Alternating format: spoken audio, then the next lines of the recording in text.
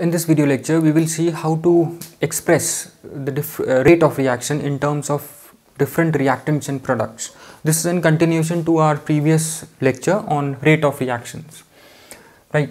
So let's take example of dissociation of PCl5. Let me just rub this. So we have already done this.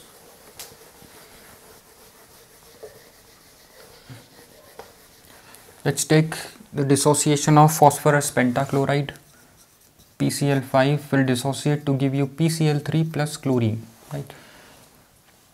If I want to define the rate of reaction in terms of reactants or products, this is how I will write it, right? This would be, if I want to find the rate of decomposition of PCl5, right? Rate of decomposition of PCl5 would be d upon dt concentration of PCl5, right?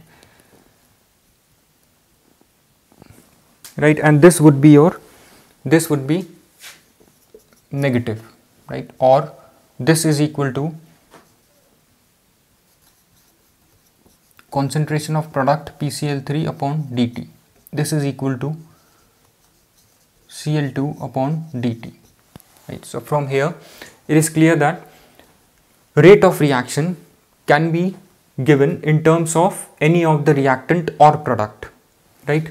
And in such cases where if you look at the balanced chemical equation, the stoichiometric coefficient of all the reactants and product is same, which is 1 1 1, right? So in these cases it is it's simple to define the rate of reaction in terms of reactant and product. And the rate of reaction would be in these cases where stoichiometric coefficient is same, right? In the equation, in the chemical equation, the rate of reaction defined in terms of reactants and products is equal, right? That is why I mentioned R is equals to minus d upon dt of PCl5. I mentioned here minus. Why? Because concentration of PCl5 is decreasing with time and that of PCl3 and chlorine is increasing with time. So this is positive, this is negative, right? And this is equal. Now let's take another case. If I take the dissociation of N2O5, it will give you NO2 plus oxygen, right? If you balance out this equation, this will come out to be, since here you have 2, 4, so you will mention it as, if you balance this equation, it would be 2 and 4, right? And if you want to mention or write down the rate of reaction in terms of reactants and products, right, then that would not be equal like this. Why? Because when 2 moles of NO2, N2O5 dissociates, it gives you 4 moles of NO2 and 1 mole of oxygen, right, which is not equal, right? So what you do is, in these cases, right, if I want to define the disappearance, since this is disappearing, if I want to find the rate of reaction in terms of N2O5, it would be d upon dt of concentration of N2O5. It would be negative, right? And in terms of product, it would be d upon dt of NO2, or in terms of oxygen it would be d upon dt of oxygen concentration. Here you notice that this and this and this, as in case of PCl5 dissociation, this is not equal to this equal to this. Why?